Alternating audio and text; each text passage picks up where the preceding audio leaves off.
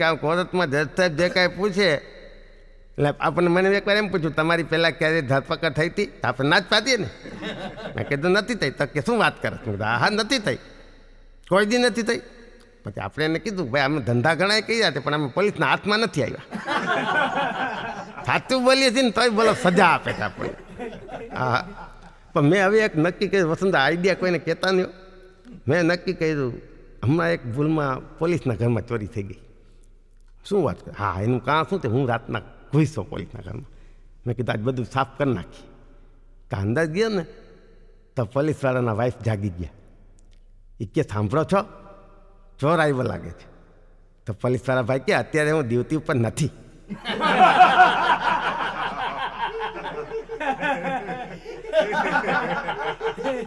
તો ચાલો આપણે છટકી ગયા બોલો પછી તો 3-4 ચોરી આવી કહી દી હમણાં છેલ્લે એકવાર થાપ ખવાઈ ગયો વળી શું એમ નહીં છેલ્લે શું થયું ઘૂસો ને અંદર તો એને કીધું કે પોલીસ ઉઠો જલ્દી એના વાઈફે કીધું તમે પોલીસમાં જ હોય કે ચોરી થતી લાગી ઘરમાં જુઓ કબાટ કોક ખોલે છે બોલો મારો કાંસલો પકડો તો મેં કીધું તમે ક્યાં ડ્યુટીમાં છો અત્યારે તો મને એક થપાત મારી કે ત્રીજી વખત મારા ઘરમાં ચોરી જાય હવે હું રિટાયર થઈ ગયો છું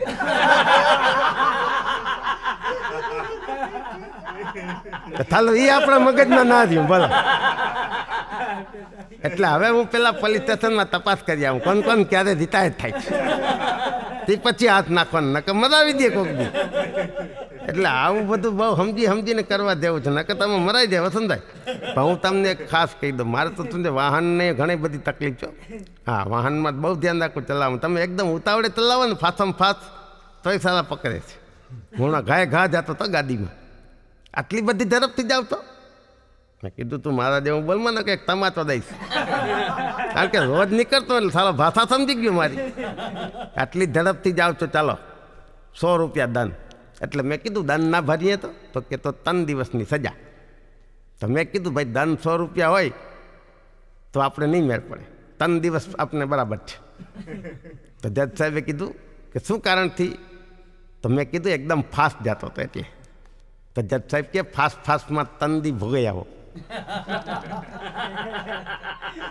એટલે આવી નાની સૂની સજા છે ને એમ તો કેટલી કાપી લીધી આપણે એમાં કાંઈ નથી પણ હવે આમાં એવું છે કે જો આ તમને કહી દઉં કે ઓબ્ઝર્વેશન કરીને તો આવી બધી આઈટમ સમાજમાં મળે પણ તમને ખબર છે જીવનમાં દુઃખ કેટલા મેં વેઠા છે એકાદી હાસ્યની તમને વાત કરું વસંતભાઈ તો તમે મને એમ કહેશો કે કેબીસીના પૈસા બધા ક્યાં નાખ્યા તો મારી હાલત બહુ ખરાબ છે તમે સાંભળી લેજો તમને વાત ગમે ને તો જ વધાવજો હું તો સાચું કહું તમને ખબર છે હું નિખાલસ માણસ છું તો તું છો જ પહેલેથી મને બધી ખબર છે તો પછી તમને બધી ખબર છે તો મને કેમ શાંતિથી સાંભળ તમે મને મળતા જ આવી હાલ જો સાંભળો કેબીસીની વાતના બધા પૈસા દુનિયાને એમ હોય હું હજી ધીરીઓ કરોડપતિ છું ફતી વાત છે મારે શું છે હવે સુધરી જવું છે પણ નથી સુધરાતું માન સુધરવાનું નક્કી કરીએ ને તે કાંઈક ટેન્શન આવીને ઊભો થયું એટલે વધી એમ થાય કોકને કૂટી નાખું ને હવે હું આ ખરાબ દવાડે થઈ જશું ને હવે કોઈની તાકાત નથી મને પાછો વારી શકે હા હવે એક જ છે મારો બાપ મરે ને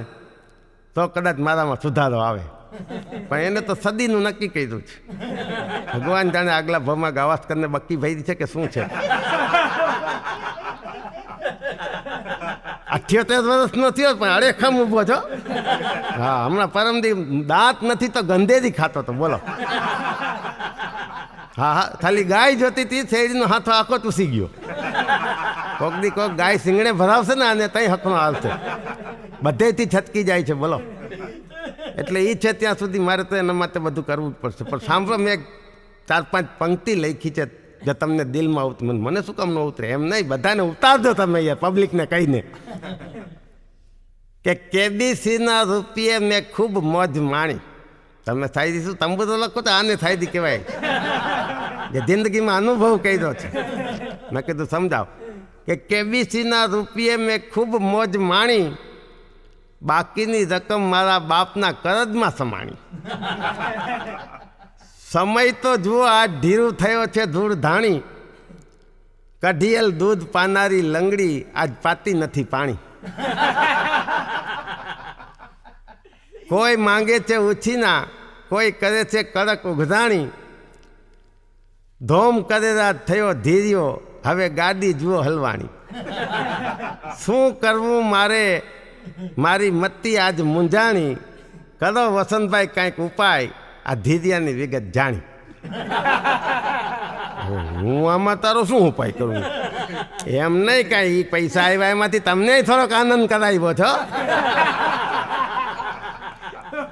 તો અત્યારે મારો મુશ્કેલીનો સમય છે, તો પછી તમારે થોડોક ટેકો દેવો છે. તો મેં કીધું હું શું ટેકો, તમારે ટેકામાં એટલું કે હું કોકને તોડી નાખું કે કોકનું કંઈક અદાવતું કરી આવું, તો તમારે જબાનીમાં આવું, જામીન પડવું ટૂંકમાં આપું. મેં કીધું ભલે હાલે, હું એટલું કરી દઈશ. બસ આટલું કહીને હું તો પછી એનાથી છૂટો પડ્યો. હું તો બેંકે ગયો ને બેંકે શાંતિથી બેઠો હતો. હજી તો 2 દી થયા હતા તે ધીરુની વહુનો ફોન આવ્યો. એ કે જરાક આવજો ને. મેં કીધું વળી શું છે? લઈ ગયા પોલીસ. તમે કે નામ તમારું લખાયું જામીનમાં. મેં કીધું હજી પરમદી કીધું એટલી અમે લખાવી દીધું. એટલે હું ગયો પોલીસ સ્ટેશન. મેં કીધું શું છે? તો પોલીસવાળા ભાઈ કે આ રહ્યો ધીરુ. એટલે મેં કીધું ધીરુ શું થયું? વસંતભાઈ હવે અન્યાયનો હદ થાય છે. મેં કીધું રાડ એમ નહીં, તમે પૂછો યાર, મને આમ તેમ તો હલવાવી દીધો છે. માણસને સુધારવાની તક ન દેવી જોઈએ. મેં કીધું વાત કરું ગરમ, એમને ગરમ તો થવું પડે અત્યારે. પૂછવાય ને મને શું કામ પકડી આવ્યા છે? એટલે મેં સાહેબને પૂછ્યું શું છે? તો સાહેબ કે તમે એને જ પૂછો ને, નકર મારો મગજ તમને મારી લઈશ ક્યાંથી. મેં કીધું કાંઈક કર્યું હશે અને ઊંડું. એટલે મેં કીધું ધીરુ વસંતભાઈ તમે કયો એવા ચમકાવ, મારા દાદાનું શ્રાદ્ધ હતું ને તો હું શ્રાદ્ધ નાખતો હતો. આપણે ન નાખીએ, એ ધાર્મિક માણસ છીએ. કારણ કે કાલ સવારે પિતૃ નડે તો અમને નડે, આ લોકોને નહીં નડે કાંઈ. તો હું વાત નાખતો તો એમાં મને ટીંગાતોડી કરીને ઉપાડી ગયા. બોલો સમજાવો તમે એને કે પિતૃ આવે પડતા તો દૂચા કાઢી નાખશે. એટલે મેં કીધું શ્રાદ્ધ નાખતો એમાં એમ નહીં વતનભાઈ, જેને જેવું ભાવતું હોય ને એવી વાત નાખે, બરાબર ને? તો મેં વાઘેલા સાહેબને પૂછ્યું શું હતું સાહેબ? તો કે આખા તરબૂચની વાસ નાખતો હતો. એટલે મેં પૂછ્યું, મેં કીધું ધીરુ જો ભાઈ મારા દાદાને જે ભાવતું હતું એ હું નાખતો હતો. મારા દાદાને કંઈ તમને ભાવે એ ન નાખું. તમારા દાદાને તરબૂચ ભાવતું હતું તો મેં આખા તરબૂચનો ઘા કર્યો. હવે હાથમાંથી જરાક છટકી ગયો તો બાજુવાળા મેઘજીભાઈ છે ને એના નદિયા ઉપર પડ્યું. તો બખ દઈને મેઘજીભાઈ જમતા હતા ને થાળીમાં આવ્યું નીચે. તો બોલો મેઘજીભાઈ ઊભો થઈને મને કે તારા દાદાની વાસ મારી થાળીમાં નાખસ?